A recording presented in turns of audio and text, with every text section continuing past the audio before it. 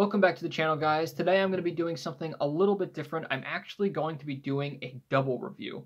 The first one is Raya and the Last Dragon, which follows a strong female lead who must find pieces to a special object and put them back together to save her home and family. The second one is going to be Encanto, which follows a strong female lead who must find pieces to a special object and put them back together to save her home and family. Wait a minute. Let's just start with Raya and the Last Dragon. Raya and the Last Dragon is that same premise, but more specifically, it is set in a sort of post-apocalyptic land where 5 different groups of people who are supposed to be working together are now divided, and the only one who can save them is the last known living dragon. I really liked this one. I think my favorite part of it was actually the setting, because there were so many cool different lands that they had. One was sort of a tundra, one was sort of extremely hot and like a desert. One of them was like a bazaar where all these shady people and con artists. So they had a really interesting concept in terms of what they could do with all of these different places that she has to go and visit. In terms of the characters, Raya herself is really awesome. She kind of reminded me of a Moana. You know, it's like I said, there's all these really strong female leads who are very like, go get them. They don't mess around. But she is very cool because she's very fun, but also there's a moment later in the movie where she is pissed. And she's just like, let's do this. And it's awesome. I also really like her weapon because it kind of reminds me of the rings in Shang-Chi and the Legend of the Ten Rings, because it's a sword, but she can kind of whip it and it'll get broken up into all these different blades that can wobble more. So it's like, it's still strong, but also flexible like the rings. And of course, I can't talk about Raya and the Last Dragon without talking about the Last Dragon, played by Awkwafina. Awkwafina in a bunch of movies, as I have kind of talked about before, funny enough with Shang-Chi and the Legend of the Ten Rings, she can kind of be a little too much, but I thought in this she was great. Again, it is more voice acting than just her, but I really liked her in this because she is funny, she's very quirky. Her whole thing is that she really wasn't supposed to be the Last Dragon. She wasn't supposed to be the one that made it out, because she doesn't have as big of a power as all of her other dragon family members. But their relationship was really cool, Raya and the dragon, and I really liked a lot of the other characters that they brought in as well, because they were very... They subvert your expectations in terms of what you think they're going to be. Pretty much all of them, which was really cool. If I had one low with it, it was that I wish that the dragon had done more, because being a dragon, you're like, that's going to be pretty badass. And she doesn't actually do a whole lot during the movie. She's more there as the symbol of something greater.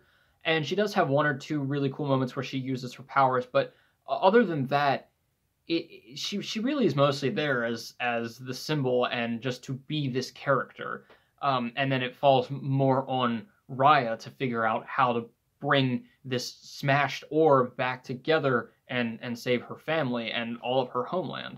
Overall, I really did like Raya and the Last Dragon. I think it's one of the stronger ones that came out of the last couple of years, because it was very cool in terms of its tone and setting, and the visuals were really awesome, and it was just a fun adventure movie, but it did have that story and those characters and the great emotion that you want from it. It had some really awesome moments as well. I just wish that the dragon had done a little bit more, but I still really liked it overall. I'm going to give Raya and the Last Dragon a 3.5 out of 4. On to Encanto. It is that same premise again as the beginning of the video, except this time it's specifically set in one magical house in Magical.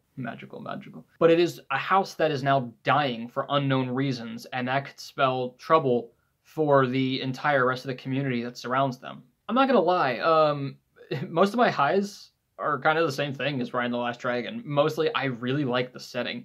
I actually didn't really know what this was about. I hadn't really seen the trailer before going into it because I kind of wanted to keep it a surprise. The really cool thing about this movie is the house itself, because it is magical, not only in terms of things that it hides, but like the floorboards will move to help them, the doors will open to give them access to some other room, whatever it might be. The house itself helps them, and it's like alive and like a person, and that's really cool. It's just something in magic I don't think I'd really seen before. Going along with that, the concept of each person in the family having a special gift and that gift coming from this visual representation is basically they go up to a door and they touch the doorknob and that becomes their room. And whatever their room is reflects what the gift is that they've been given.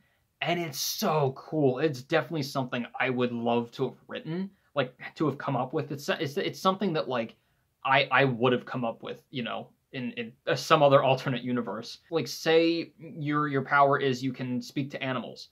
Your entire room is a giant like jungle. Just all the visuals in this movie just go so along with all the other Disney movies that have come out recently. Their visuals are insane. They're super realistic. They're really cool. It's so colorful and fun to look at.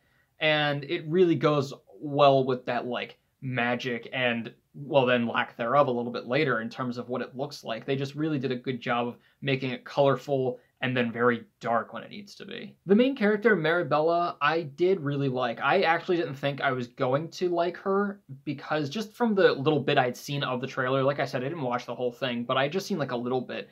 And I thought she, you know, looked like okay, you know, it didn't seem like she was going to be that interesting. But actually, she ended up being one of the best parts of the movie because she does, again, have that kind of fire, that like drive. I'm going to get this done. She is very funny, but she's also kind of sarcastic and just done with her family because they treat her kind of terribly because she doesn't have a gift, which is her whole character's point, is she doesn't have a gift and she doesn't know why. It's the whole mystery of it. There's also another character that I won't spoil because it's sort of a mystery. But I really liked them as well. They were a very interesting character. I wish they had been in it more, which is something I'll get to in a second, but they were a really cool character in terms of their personality and the reason for them being there and their look and everything. It was really cool to have that character in here. Unfortunately, I do have a bit more of a low section than Raya and the Last Dragon. The first thing, and I think the biggest thing, is the story structure is not great. They had a lot of different writers and developers on this movie, and I think it really shows. Not that it's like entirely inconsistent or anything, but it definitely shows because the entire movie is set in the house, which is fine because the house has a lot of mysteries, a lot of secrets. That's a cool idea. It just doesn't feel like they go from one thing to the next seamlessly. It feels like we have one scene and then that scene's over, and then something else comes up, and then we get to that scene. And there is definitely a through line, like a plot.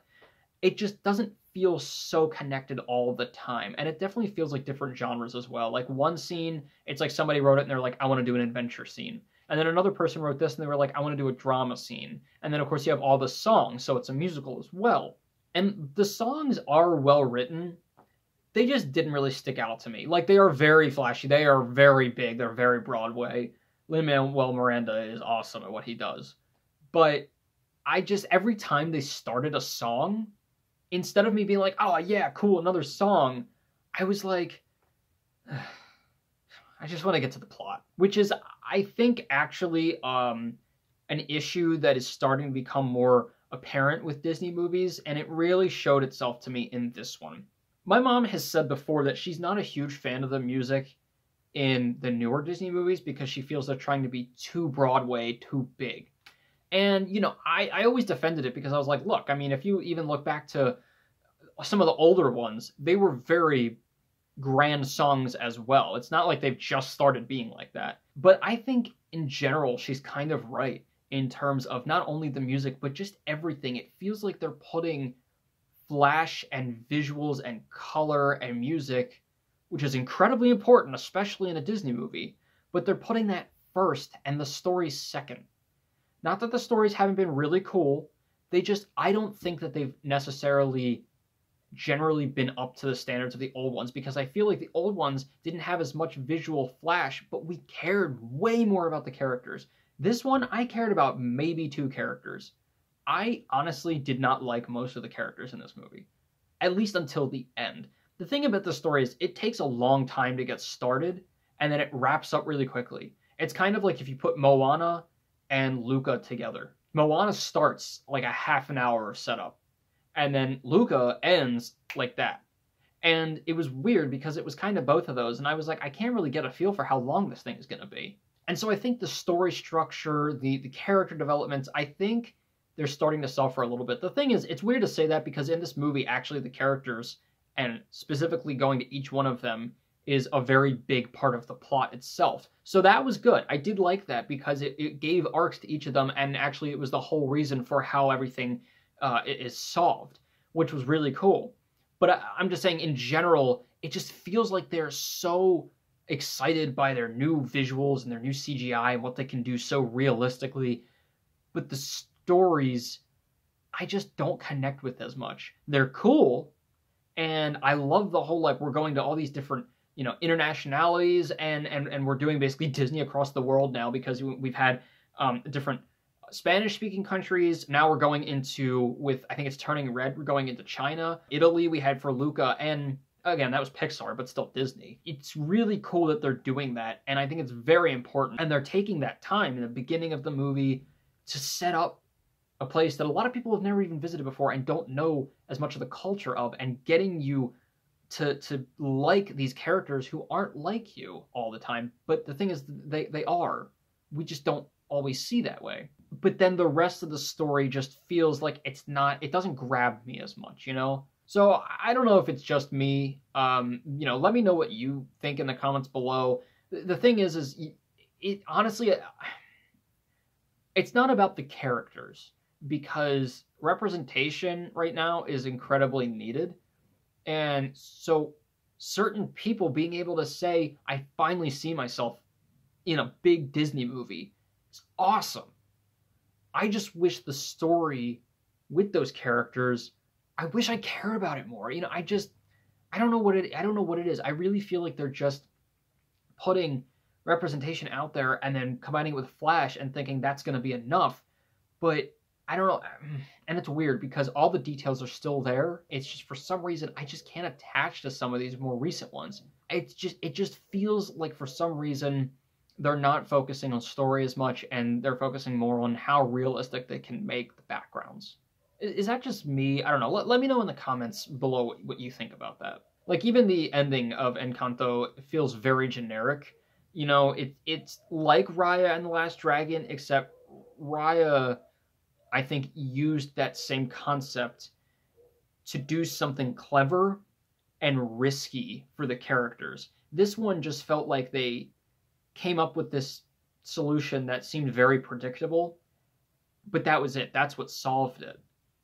And then they still, whatever they lost, they got back anyway, without any cost or any, like, you know, oh, that didn't matter as much as this. So it felt like, again, that was sacrificed. So overall, I did like Encanto. I didn't love it. I think the visuals were incredible. It was awesome to look at. I wasn't completely absorbed into the story or these characters because I really didn't like most of them. Some of them are actually kind of horrible. Again, you understand why later on, but for the most part, you're watching this movie the entire time going, I really don't like most of these people. The music was okay. Everything was just, you know, they did what Disney does. They had a lot of great songs, a lot of great entertainment. I just didn't feel it as much in this one. And I think mostly that is just a generic problem that's starting to come up a little bit more here and there with Disney movies, and not specifically just this one. I'm going to give Encanto a 2.5 out of 4. Guys, let me know what you think of Raya and the Last Dragon and of Encanto if you've seen either or. I would definitely recommend watching them both once. They're both fine movies. I feel like I was like harping, especially on Encanto, but they're both really entertaining movies for sure, and definitely important to watch in terms of representation. And you know, I really like what they're doing with this Disney around the world thing. Like I said, I think that's really cool. I wonder what else they're gonna do next with it. And as always, keep your hopes high, your stress low, and movies right in the middle. I'll see you guys later.